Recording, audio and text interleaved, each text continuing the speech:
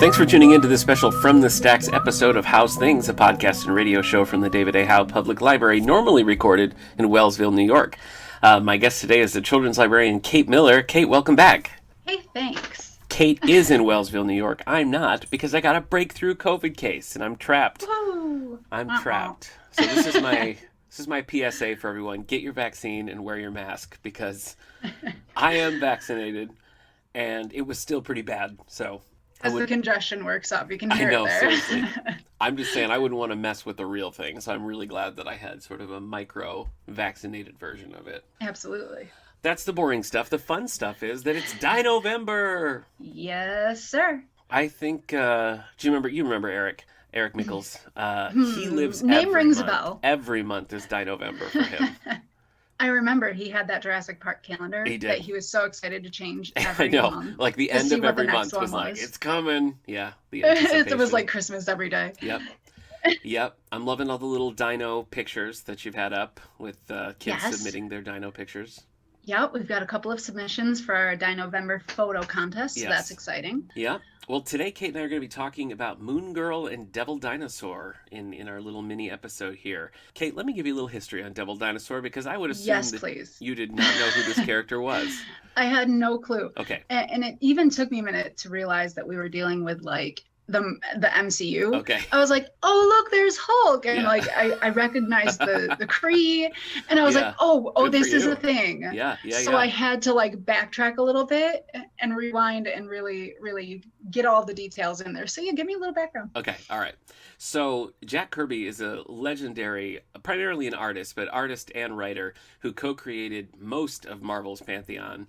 And just it was a big part of early comic books, and right up through his later work in the 70s, of which Devil Dinosaur is. So Jack would sort of bounce back and forth between DC and Marvel. This was in towards the end of his career when he was back with Marvel. He'd been doing this long-running book for DC Comics called Commandy, and that's about... It's kind of like a post-apocalyptic thing where there's like one human being left, and then sort of like a Planet of the Apes-y kind of vibe.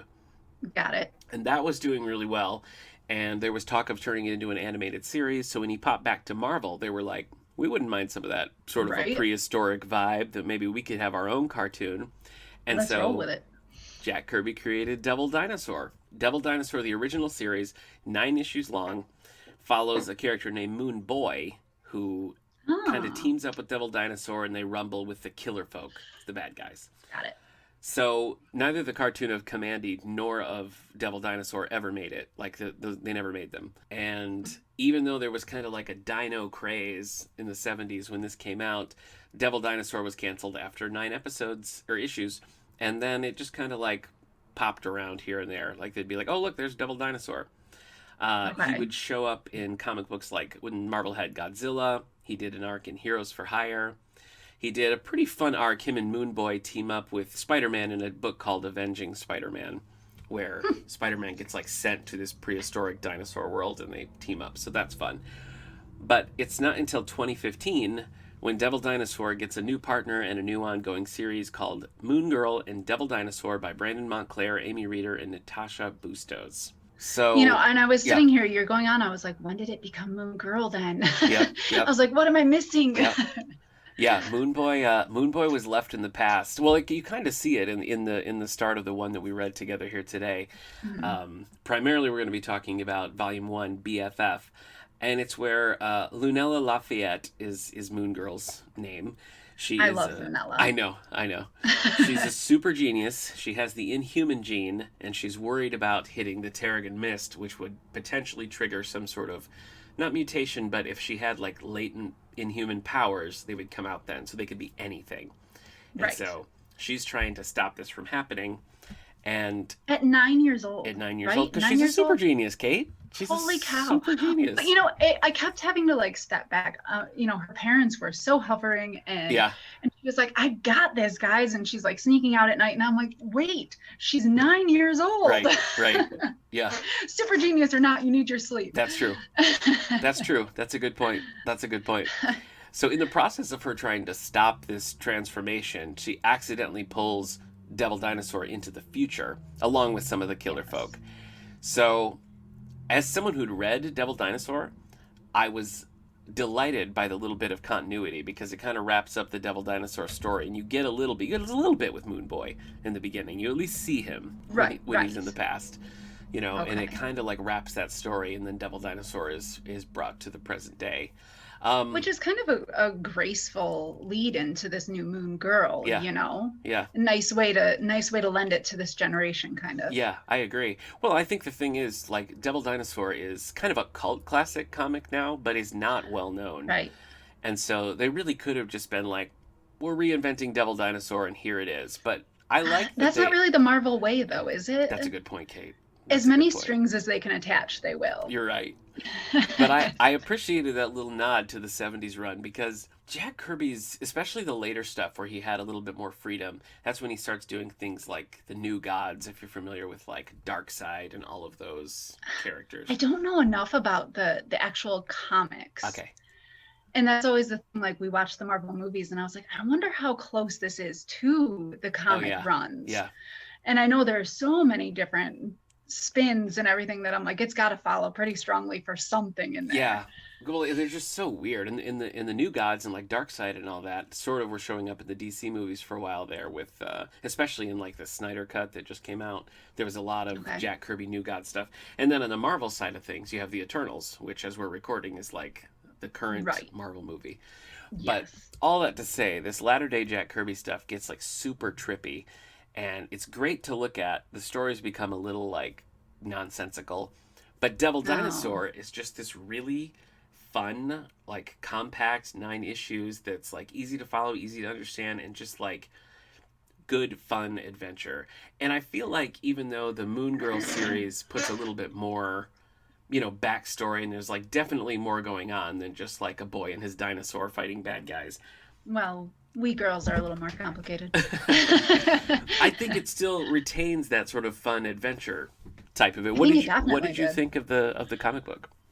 It was interesting because I went into it like we've discussed blind. With no pretense. I was like, okay, cool. A moon girl and a dinosaur. Let's go. Uh-huh. And it was really good. The art is phenomenal. It feels like it's alive. Yeah. And then as I'm getting into it, I'm like, oh, there's a whole thing going on here. And then by the end, I'm like, wait, what? Yeah.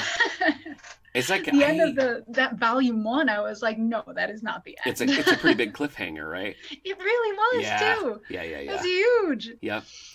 It is. So there were pieces I missed. I was like, okay, this Nightstone, I have no idea what we're dealing with there. That's from the old Devil Dinosaur show. Yeah. Yeah, but she's figuring out how to use it for this Terrigen.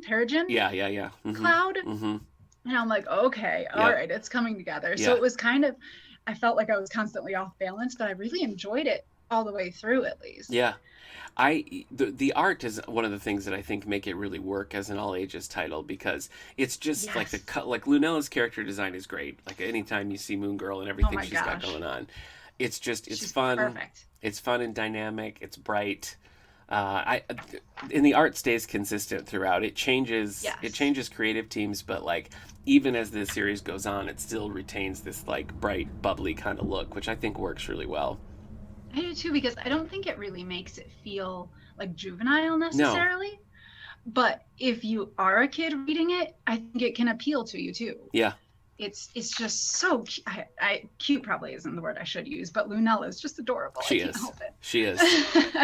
Do you think your kids would enjoy this? Are they the right ages for it? I think Lily probably would. Yeah. How old is she? She's 13 now. 13. Okay. So she would probably get behind Lunella and her adventures here. Yeah. Ace maybe not quite yet, but he would be into it for the pictures at least. Mm-hmm. He would want to see what Devil Dinosaur was up to. Yeah. Who again, maybe we shouldn't call cute, but I love Devil Dinosaur. I do too. How attached he got to Lunella. I was like, "Aw." Yeah. It's a cool they retain a lot from the 70s series, like the Jack Kirby look of it, like the flares around the eyes and everything. Yes. Just like it was in the 70s. So again, awesome. Pretty cool that they're connected. This series has like 50 issues or something like that. It just like keeps going. Yeah. That's amazing. I mean, what can you do though with a super genius young girl and her devil dinosaur? Her dinosaur friend. Yeah, and their connection, like the way they communicate and the things that bond them, changes over the course of the series. And so I don't want to spoil it for you, but some stuff happens. Right. There might be some Freaky Friday kind of stuff where Lunella finds herself in Devil Dinosaur's body. Oh, so cool. Just a little teaser. Just a little teaser for what's ahead. I like it. So I read this. I think I read the first, like the Jack Kirby stuff and maybe the first volume of this, the one that you just read here, last year. And then I read a lot more of it this year. And it, like, I as a comic book fan, it just works for me. Like, I like it and think it's cool. But I do think that it is a pretty successful all ages kind of comic. I think so too. And again, I'm not a huge comic book fan, so I mean my point of view is very small on this. But from someone who doesn't read comic books often, I've read some graphic novels, but not straight comic books. It still works. It's fun and it's enjoyable, and I would like to read the next one and see what the heck happened. So the cliffhanger was successful in pulling you in. It got me. Okay. It did. I went to flip the page and I was like, no. There has to be another page here somewhere. Yep. That is that's a good end note there. So Marvel is doing a little bit more with this series at our time of recording now. The Marvel app, Marvel Universe, has a new line called Infinity Comics, which is just like digital only comics, and they're designed to be scrollable. So like you just bring them up on your phone or screen or whatever, and rather than going panel by panel or flipping pages, you just scroll up like it's a long feed. And they only have again, at our time of recording, they only have the first issue of the new Devil Dinosaur series out, but it works really well in that like digital scroll setup. I can imagine. Yeah. You know, instead of like the Kindle format where you flip pages and it's just like reading an actual book, this brings it to a different format. Yeah. Well, it's clever because I mean it really is kind of designed for phones. You know, like it just works well for that. There's also in development right now, and they've cast it and they've put out some images, but they're working on a Moon Girl and Devil Dinosaur series, like a cartoon. No way. That's going to be on Disney Plus in 2022. That's the announcement at the moment. So I'm looking forward to that. That is exciting. It has kind of a Teen Titans Go kind of look to it. Oh, nice. So I think that works well. Yeah, I think so too. In comparison to the comic, I think that'll be a good match there. Yeah, I'm kind of surprised that there's as little as there is, you know, and I was looking to see like what other cartoons and stuff have used it before. Devil Dinosaur showed up on like the Superhero Squad show, Hulk, Agents of Smash, just a few things, just a few little one-offs, but it seems like, I mean, he's a giant red dinosaur. He kind of steals the show. He's a crowd pleaser. Definitely. Yes. Definitely. Well, I'm going to keep on reading the series. Have you been converted? Are you going to keep on going? I think I'll at least pick up the next one and see where it goes from there. Okay. It's worth it. Yeah. It's worth it. Since I sat down and read it in, you know, like not a long time, it's definitely worth checking the next one out. Yep. All right. Well, me too. Me too. Have you done any other Dino reading or watching this year? Have you done any Dino books for story time or anything like that? I've got a couple of Dino crafts coming up during our Monday night. Every Monday we do some kind of kids program. Yeah. Monday the 15th. So today I will have dino sculptures. Ooh. And it's not like using your typical sculpture items, materials. I saw somebody use these things called noodles. Okay. N-U-D-L-E-S, something like that. They're like pecking peanuts, kind of. Oh, okay. But you get them wet on one end and then you smush them to the next one and they stick together and you can kind of create sculptures out of them. So cool. And it doesn't take like any time to dry or anything. You get to build them right there and then it's done and good to go. That's pretty fun. It looks like so much fun. And then at the end of the month, I'm going to be doing Dino Lanterns. So I've got these adorable dinosaur stickers and these little plastic jars, and we can add some, you know, colored sand and little battery lighted candles and stickers. Like the little battery tea lights? Those little things? Yeah. Yep. So we'll make those up too. So a couple of dino crafts, a couple of dino books, and a whole lot of hopefully photo entries here. Nice. Yeah. Yes. That'll be, well, I know you're going to have some coming from my house because my son has taken lots of pictures of dinosaurs getting into trouble. So it's an easy thing to do, really. Yeah. One thing, you mentioned Hulk showing up in Moon Girl and Devil Dinosaur. It reminded me of a new Disney Plus show called Spidey and His Amazing Friends. It's Spider-Man, it's the Miles Morales Spider-Man, and then Spider-Gwen. And it's like a Disney Junior show, so it's for exciting, like 8 to 12 or whatever. And we've been watching some of that from a distance. I've been sitting at the top of our staircase with a mask, and my son has been sitting like on the bottom far end of the staircase, and then we'll have like how funny is the things we never thought we'd have to do. It's right? true. It's true, but it's worked. It's worked. Hey, that's what matters. But we've been watching a lot of this new Spidey show, which is brand new right now, like 2021 just came out. And it's a pretty, like, it just like this show, or just like Moon Girl Devil Dinosaur, it works pretty well as like designed for younger kids, but is fun for all ages. So that's been some of my other stuck at home viewing. Now, is the Spidey and His Amazing Friends, is that like Miles has like a team of superhero friends that are like a younger generation? So it's like Peter Parker Spider-Man, it's Miles Morales Spider-Man, and Gwen Stacy, like Spider-Girl, Spider-Gwen, or Ghost Spider, I think they call her in that. I've heard both. I think. Then they have, like, that's the core, and then it usually rotates guest stars with Black Panther, Ms. Marvel, or the Incredible Hulk. Like, usually there's one of those cycling through. But, again, just works well for all ages, and I think it's the first of, like, the more, like, kid-oriented Marvel, Disney kind of stuff that's out there. So with this and Moon Girl and Devil Dinosaur coming next year, some fun new Marvel content out there. Definitely. Well, and I feel like that's a nice way to kind of merge the generations, too. Yeah.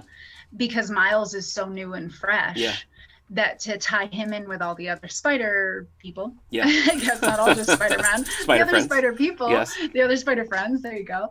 And then also to the other Marvel heroes. You know, it's kind of a nice tie-in. Yeah.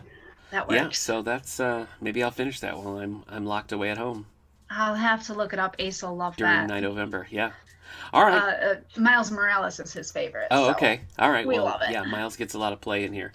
Again, the book we're talking about today is Moon Girl and Devil Dinosaur, and that is by Brandon Montclair, Amy Reeder, Natasha Bustos. We have it in the system. There's lots more after this, so hope you check that out, and hope you check out the original Jack Kirby Devil Dinosaur, because it's some of my favorite Jack Kirby work. Kate, happy DiNovember. Hey, thanks. Same to you, Nick. Next time you should come back and we should talk picture books for Picture Book Month. I think I'll do that, yeah. All right, we're going to lock it in. It's a good idea. Good idea. All right. See you next time, everybody. Bye.